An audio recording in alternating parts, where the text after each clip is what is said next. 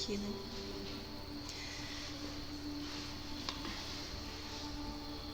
Boa noite a todos. Sejam todos bem-vindos. Convido para que nós façamos a nossa oração inicial, mas antes, vamos dar uns avisozinhos. Então, quanto aos grupos de estudo, eles já voltaram, né, os grupos normais da casa, no dia 28, mas ainda há vaga para quem quiser estudar o IED, né, que é também na terça-feira, tem ainda, é só se inscrever, né, vai na biblioteca, ainda temos vaga. A evangelização também já está ocorrendo, que é nas quartas-feiras, às 20 horas, para jovens, né, e crianças de 4 a 18 anos. Para quem está chegando hoje na casa, então, nós temos palestras públicas nas quartas, às 20 horas, com passes e atendimento fraterno, para quem desejar. E no sábado também, né, passes e atendimento fraterno. Também queremos lembrar que nós temos uma campanha permanente de arrecadação de produtos de limpeza e higiene pessoal para o Recanto das Borboletas. E também queria colocar, arrecadamos também gêneros alimentícios, né? Se alguém quiser doar, porque temos uma família que está nos pedindo, né? E já não é de agora, né? E que a gente, como não tínhamos arrecadação ali, a gente só quebrou o galho, né? Então, quem gostaria de nos ajudar, estamos aí. Agora sim, vamos fazer nossa oração inicial. Se quisermos, podemos fechar os olhos e nos conectar com essa atmosfera de paz, de serenidade, oriunda do plano espiritual que nos abraça neste momento. Agradecemos por tudo que estamos recebendo.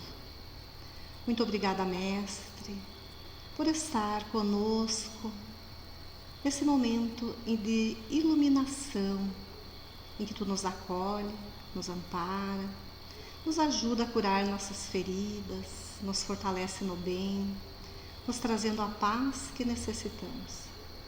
E pedimos também, Senhor, que Tu possas visitar nossos lares, envolvendo em paz e luz, não só o ambiente, mas também a todos os irmãos, nossos familiares, que porventura lá estiverem. Que ao retornarmos aos nossos lares, encontremos essa atmosfera de paz, de serenidade, também neste ambiente. Certos de que estamos sendo ajudados, de que Jesus nos ampara fraternalmente, abrimos então a tarefa da noite. Que assim seja. Então, para hoje, nós preparamos uma exposiçãozinha sobre Jesus, né? Nunca é demais falar do Mestre, né? Especialmente nesses momentos em que a gente precisa mais da presença dele. Então, Jesus, quando esteve conosco há mais de 2000 anos, ele nos trouxe uma mensagem de amor, de paz, de renovação. Podemos até dizer que Jesus trouxe uma mensagem revolucionária para aquele tempo. Porque sabemos muito bem que ele falava para dois tipos de povos. Um que acreditava em vários deuses, né? Mas ele se manteve mais com o pessoal da Palestina, daquele povo lá, que já tinha a crença num Deus único. Entretanto, eles ainda observavam a lei de Moisés, olho por olho, dente por dente. E, baseado nisso, então a doutrina de perdão, de amor que Jesus trouxe não agradava, especialmente aqueles que detinham o poder, sacerdotes e todos aqueles povos lá, se viam meio que ameaçados por Jesus, porque Jesus era considerado o rei dos judeus, né? E eles pensavam que Jesus poderia usurpar o poder temporário que eles ali continham. Então Jesus era duplamente no sentido de ser amado e odiado. Tinha aqueles que o amavam pela pessoa que ele era, né? Que ele é, pelo amor que ele irradiava, pela bondade, pelas curas, por tudo que ele fazia. E tinham aqueles que o odiavam, que o combatiam. Hoje eu estava lendo este livrinho aqui, que é o que nos trouxe a maior parte das ideias da nossa exposição. E aqui ele fala muito claro, é um livrinho de Amélia Rodrigues com a psicografia de Divaldo, chama-se Pelos Caminhos de Jesus. Muito tenho aprendido com a Amélia Rodrigues, uma linguagem simples, que todo mundo compreende. Ela traz muitas das passagens do mestre com esse quê de poesia, de sentimento que a gente tanto gosta, né? Porque associar a Jesus ao uso somente da razão, a gente tem meia doutrina, né? Jesus é amor, Jesus é emoção, é tudo aquilo que toca o nosso coração. Então Jesus trouxe essa doutrina, trouxe essas ideias novas e não foram bem aceitas. Mas ele já sabia, ele sabia o que iria acontecer. Porque se a gente olhar ao longo da história, todas as ideias novas, elas trazem consigo esta luta para enfrentar. Especialmente ideias que vão revolucionar a sociedade. Nem sempre elas são assim, aceitas com naturalidade, né? Todo o processo de conhecimento da humanidade, de renovação, é sempre, digamos, alguns combatendo a ideia e outros tentando afirmar, né? Hoje eu li aqui Galileu Galilei, então também ele teve que se desdizer para não ser morto, né? Porque ele disse que a Terra não era o centro do universo, e que ela fazia parte de um sistema em que o Sol era o centro. Nossa! Naquela época a Igreja Católica combateu e ele teve que, para não morrer, dizer que não era verdade, né? Coisas que depois foram sendo provadas com naturalidade, né? Essa ideia, claro, foi trazida por Nicolau Copérnico, mas o Galileu, né, ele também associou-se à ideia. Então tudo o que a gente quer mudar, que a gente quer retomar, é com luta. Jesus já sabia. Tanto que Jesus sabia que no Evangelho, lá no capítulo 23, tem o seguinte conceito: a moral estranha moral. E dentre essas leituras que tem ali, que são coisas que parece, tem gente que não acredita que Jesus tenha dito isto, mas Kardec explica para nós quais eram as reais intenções de Jesus dizer: não vim trazer a paz, mas a espada. Por que será que Jesus trouxe isto para nós? Porque ele sabia muito bem, com a visão de um espírito superior que ele é, que aquela ideia que ele trouxe não iria brotar naquele momento. E que ao longo dos séculos ela seria deturpada, que ela seria colocada de forma que agradasse, né, aqueles que gostariam de permanecer em seus cargos, em sua posição, e que ela teria que um dia retomar a sua origem, né, a sua naturalidade. Então, Jesus disse para nós: não vim trazer a paz, mas a espada. E ele disse o seguinte, lá no item 9: não julgueis que vim trazer a paz à terra, não vim trazer-lhe a paz, mas a espada. Porque vim separar o homem de seu pai, e a filha de sua mãe, e a nora de sua sogra. E os inimigos do homem serão os de sua própria casa. Está em Mateus 34, 36. E ele continua: vim para lançar fogo à terra. E que é o que desejo, senão que ele se acenda? Tenho que ser batizado em um batismo, e quanto me sinto desejoso que ele se cumpra. Jesus disse isto. Aqui nos explica Kardec. Aliás, minto ainda em Lucas. Jesus ainda prossegue: julgais que eu vim trazer paz à terra? Não, vos digo eu, uma separação. Porque de hoje em diante haverá numa mesma casa 5 pessoas divididas, 3 contra 2 e 2 contra 3. Estarão divididas o pai contra o filho contra o pai, a mãe contra a filha e a filha contra a mãe, a sogra contra sua nora e a nora contra sua sogra. Parece estranho Jesus dizer isso, né? Porque Jesus que trouxe toda a ideia do amor, do perdão, amor ao próximo como a si mesmo, toda aquela ideia que nós já conhecemos, parece estranho. Mas Kardec nos explica E quando Jesus nos trouxe essa ideia, o pensamento de Jesus era o seguinte: não penseis que a minha doutrina se estabeleça pacificamente. Ela trará lutas sangrentas, para as quais o meu nome servirá de pretexto, porque os homens não me haverão compreendido ou não terão querido compreender-me. Os irmãos, separados pelas suas crenças, lançarão a espada um contra o outro, e a divisão se fará entre os membros de uma mesma família que não terão a mesma fé. E ele continua: vim lançar o fogo na terra para consumir os erros e os preconceitos, como se põe fogo num campo para destruir as ervas daninhas. E anseio porque se acenda, para que a depuração se faça mais rapidamente, pois dela sairá triunfante a verdade. A guerra sucederá à paz, ao ódio dos partidos, à fraternidade universal, às trevas do fanatismo, à fé, à luz da fé esclarecida. Entretanto, Jesus sabia que tudo isso iria acontecer. Quanto já se matou em nome da fé, da religião, das ideias? Jesus trouxe alguma espada? Não, né? Jesus trouxe o amor. Quando Pedro, bravo com o ataque do soldado, decepou a orelha, o que Jesus falou? Quem pela espada fere, por ela será ferido, né? E recolocou a orelha de novo do soldado. Em todos os momentos, mesmo com o poder que Jesus tinha, ele jamais pregou violência. Entretanto, nós, homens ainda modernos, né? Homens ainda, modernos agora, ainda matamos por ideias, né? Tem uma música que eu não lembro direito de quem seja, mas diz assim: nenhuma ideia vale uma vida.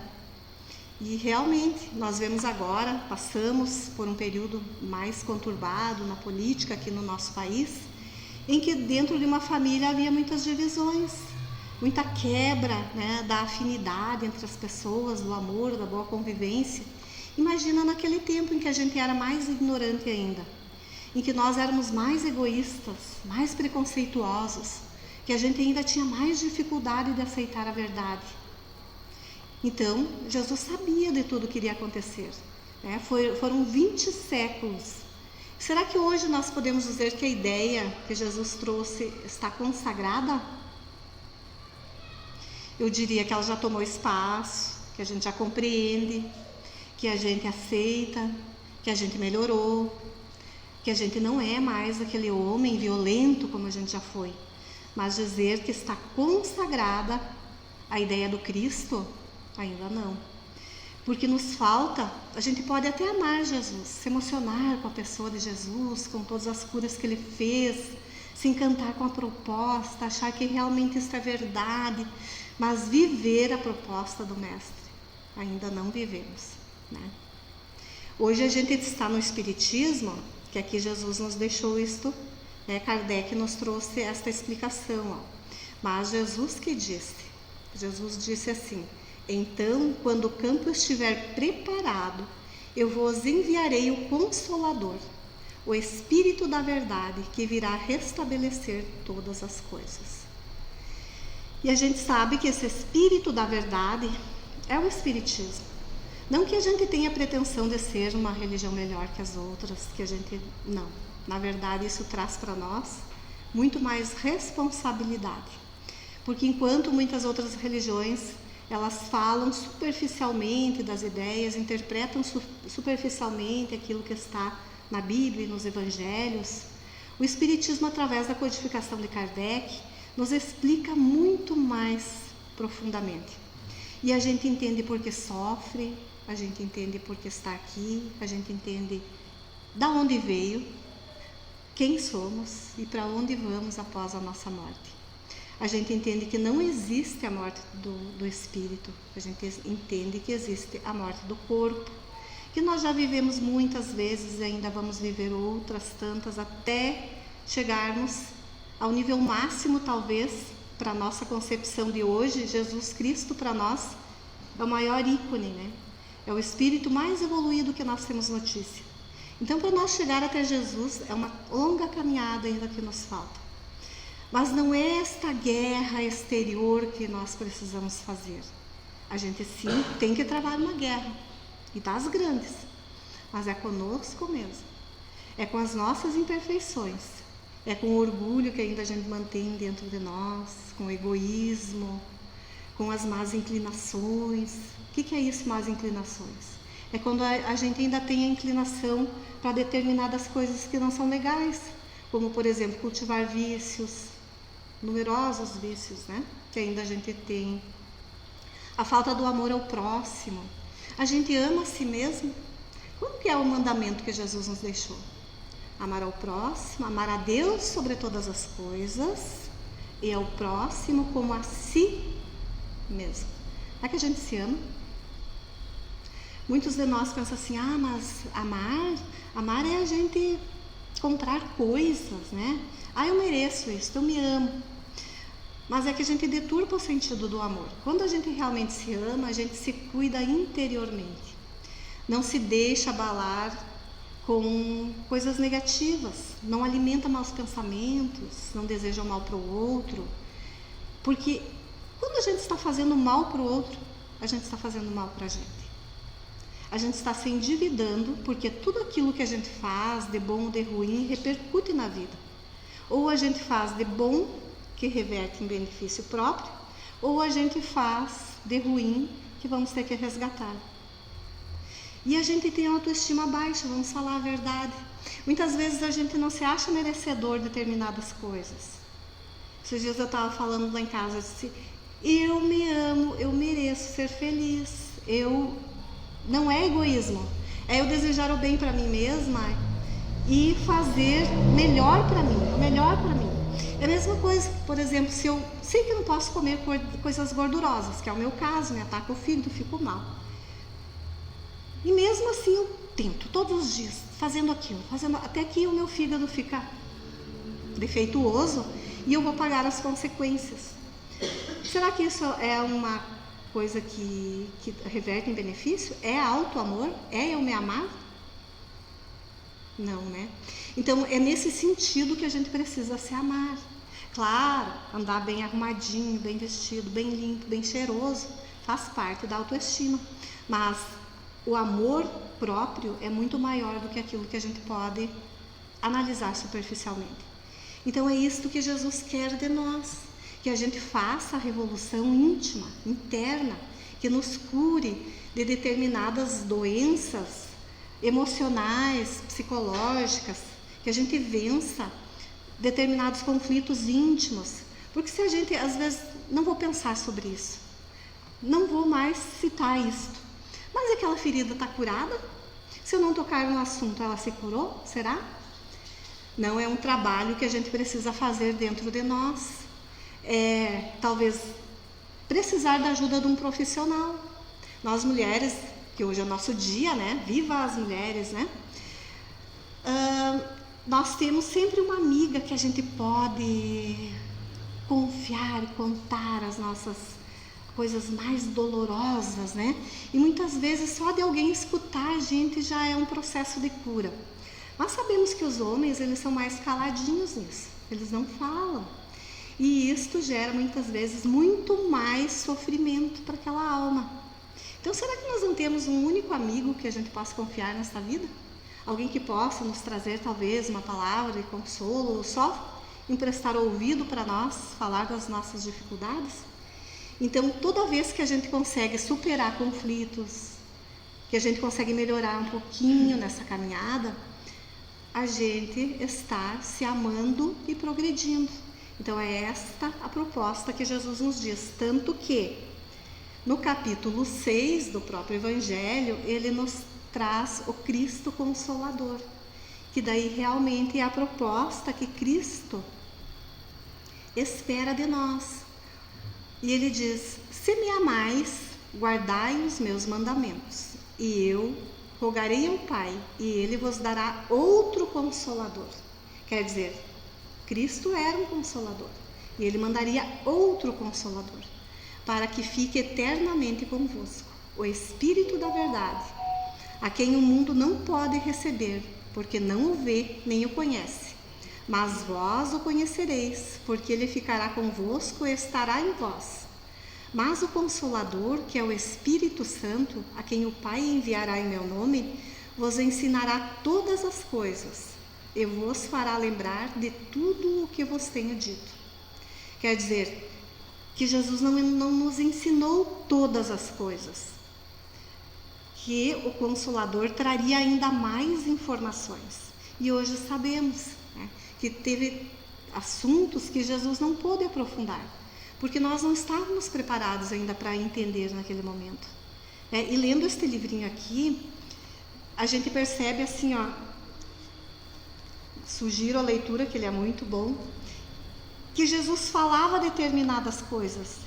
Ele até falava claramente, mas para o pessoal, para nós mesmos daquela época, não era compreendido. Quando ele fala de amor para um sacerdote, e o sacerdote começa a perguntar, tá, mas eu tenho que perdoar aquele que assassinou a família, que dilapidou os bens? Jesus diz, sim, ele é alguém que necessita de amor, de carinho, de perdão, de compreensão. Tá, mas e aquele que fez isso, fez aquilo? Então, não havia ainda compreensão do amor que Jesus pregava. E hoje, nós também não entendemos este amor ainda. A gente ainda reluta para entender. Será que é fácil de perdoar alguém que nos fez o mal? Não é fácil, né? A gente ainda está numa caminhada, bem extenso ainda o caminho. Mas pelo menos a gente está mais propício a entender a mensagem. E Jesus ainda nos convida. Vinde a mim, todos vós, que estáis aflitos e sobrecarregados, que eu vos aliviarei. Tomai sobre vós o meu jugo e aprendei comigo, que sou manso e humilde de coração. E achareis descanso para vossas almas, pois é suave o meu jugo e leve o meu fardo. Mas Jesus faz esse convite para nós e diz que ele nos ajudará, que o jugo dele é muito mais leve, nós caminhar com o jugo de Jesus do que sozinhos. Mas ele nos coloca uma condição, que nós devemos aprender a amar e fazer a caridade. Então, neste livro, Pelos Caminhos de Jesus, no capítulo 1, Amélia Rodrigues nos traz algumas coisas sobre Jesus. E ela fala assim, que a mensagem de Jesus inspirou as mais belas páginas da literatura, da arte, da filosofia, arrebanhando o maior número de mártires que se conheceu. Vamos recordar um pouquinho. Jesus é a pessoa mais biografada no mundo. Tem muito mais biografias de Jesus do que de qualquer outra pessoa. E naquele tempo, após a partida de Jesus, em que os primeiros cristãos começaram a se ajeitar, né, para que a mensagem de Jesus continuasse, o que aconteceu? Roma não aceitou as ideias de Jesus e começou uma perseguição feroz contra os cristãos. Tanto que nós temos a literatura de Chico Xavier, ali há 2000 anos, 50 anos depois, que narram esses episódios. Então, o que acontecia? Cristãos pegos, disseminando ideias de Jesus, eles eram levados para as masmorras, depois aos circos, e eles eram comidas de leões, né? Eram parte do espetáculo dos anfiteatros em Roma. Outros viraram tochas humanas para também clarear espetáculos e para trazer diversão ao povo, né? Naquela época nós gostávamos desses espetáculos sangrentos, horrorosos, né? Teve outros que foram mortos, apedrejados, como Estevão, do livro Paulo Estevão. Teve outros que foram, como Pedro, por exemplo, né? Que foi também crucificado de cabeça para baixo, porque ele não se achava ao nível de Jesus para ser crucificado de pé, né? Então teve muitos que deram a vida pela ideia de Jesus, né? E tanto que a história, a gente sabe que ela é dividida antes e após o Cristo. Então, mesmo que foi feito tanta coisa para apagar o cristianismo, ele está vivo, forte, trazendo as ideias de consolo, de instrução, de aconchego, né, para todos nós. Mas Jesus impressionava todos aqueles que o fitavam. Ele ultrapassou o período em que viveu, porque parece a gente parece conhecer Jesus, parece que ele faz parte da nossa vida, né? Dizem aqui muitos espíritas que tem gente que faz coisas erradas porque tem saudade de Jesus, porque viveu aquela época. Ontem nós falávamos, né, que tem um orador espírita que ele foi um dos 500 da Galileia, que ele viu, acompanhou Jesus, que fez parte das pregações. Então nós não estamos conhecendo Jesus agora, ele faz parte da nossa caminhada evolutiva, né? Então Jesus abalou o Império Romano e alterou completamente a história do Ocidente. Amado ou odiado, Jesus não deixa ninguém indiferente à sua comunicação ímpar. Ninguém fica indiferente. De alguma forma a gente é tocado. Isso que nós não temos a imagem pura de Jesus. Qualquer um que tenta imitar a imagem de Jesus não chega nem perto, porque Jesus tinha algo que nós ainda nem concebemos. Ele irradiava, a presença dele tocava o coração, só a presença, não precisava falar. Uns se apaixonavam, era visível, né, a emoção que sentiam ao chegar perto do Mestre. E aqui conta então uma passagem em que João, preocupado, João era jovem naquela época, né? Era o mais jovem dos apóstolos, ele estava preocupado com aquela responsabilidade, porque Jesus falava muito nessa boa nova, implantar o reino de Deus. E ele foi lá, Jesus estava então orando, e ele chegou até Jesus e perguntou para ele, o que era isto, né? E Jesus então respondeu, a era nova encontra-se no limiar. Pensa que isto era 2000 anos, mais de 2000 anos. Cumpre-se projetá-la nas mentes e nos corações. Então nos deixa muito claro que a doutrina de Jesus não pode ser vivida somente pela razão. Nós temos que deixar tocar o nosso coração, abrindo espaço para os que virão no futuro. Será caracterizada pelo amor de plenitude e pela compaixão total em benefício dos seus opositores. Quer dizer que Jesus falava naquela época, né, que haviam ainda mais opositores, né? Hoje muitas vezes os opositores somos nós próprios, porque a gente não vive a mensagem, então a gente faz até uma propaganda negativa. Tem gente que diz, fazendo isso, mas você é espírita, né? E a gente tem que lembrar, olha, o espiritismo é maravilhoso, os espíritas ainda não são, né? Terá início no país de cada coração, espraiando-se em derredor como um aroma sutil e penetrante, que jamais será olvidado, jamais será esquecida a mensagem de Jesus. Em razão disso, cabe-nos instaurar o primado do bem, sempre gentis e fraternos, vivendo mais a lição que a preconizando para os outros. Quer dizer, o espírita ele não precisa ser aquele que encarnou a posição, né, de seriedade. Nós podemos e devemos ser gentis e fraternos, sermos luz, sermos alegria onde estivermos, né? Vivendo mais a lição do que pregando para os outros. E lembramos aquela frase de Santo Agostinho, quando ele diz, evangelize sempre, se necessário use palavras. Então é o nosso exemplo.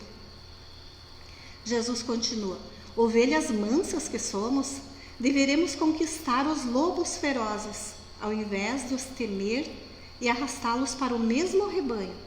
Quer dizer, aqueles que são nossos opositores, aqueles que nos criam dificuldades, os inimigos que ainda possamos ter, sejam eles encarnados, vivos aqui na Terra, ou até os desencarnados, que a gente deve conquistar esses irmãos e não querer a vingança ou ficar longe.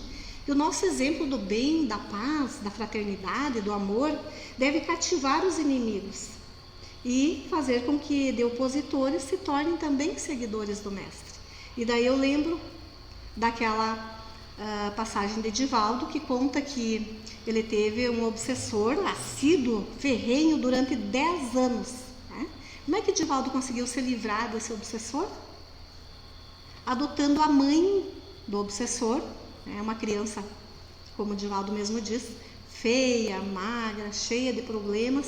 Ele adotou lá na Mansão do Caminho. Daí o obsessor Chegou perto dele e perguntou: você vai amar essa criança? Você ama essa criança? Divaldo diz: ainda não amo, mas vou amar. Daí ele disse: se você amar essa criança, então eu não vou mais ser opositor da tua existência. E assim agora diz Divaldo que são amigos, trabalhadores da mesma doutrina, né? Jesus ainda continua: reuniremos sob o mesmo cajado de amor os homens enganadores e suas vítimas, os vingadores e seus prejudicados, concitando-os à mesma marcha pela paz. Vós sois convidados para esse mistério. Nós somos convidados para este trabalho, bem necessário. E ele nos diz ainda: tende coragem, porque para nós enfrentar a nós mesmos, nós temos que ter coragem.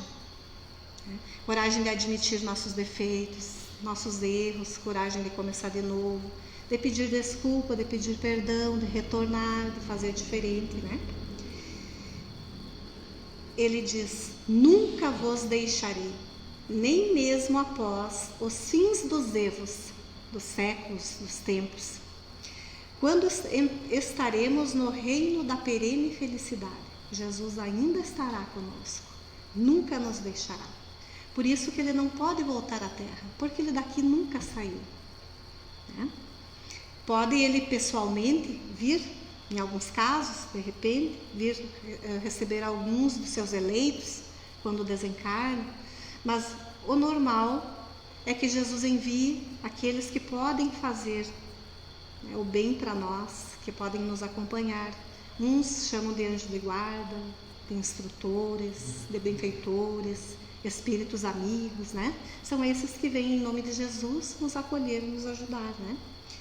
E para encerrar, então, Jesus nos diz ainda: o amor, em qualquer expressão, é a presença do Pai Criador, sustentando a vida e dignificando as suas criaturas. Um dia triunfará sobre todas as conjunturas e regerá todas as vidas.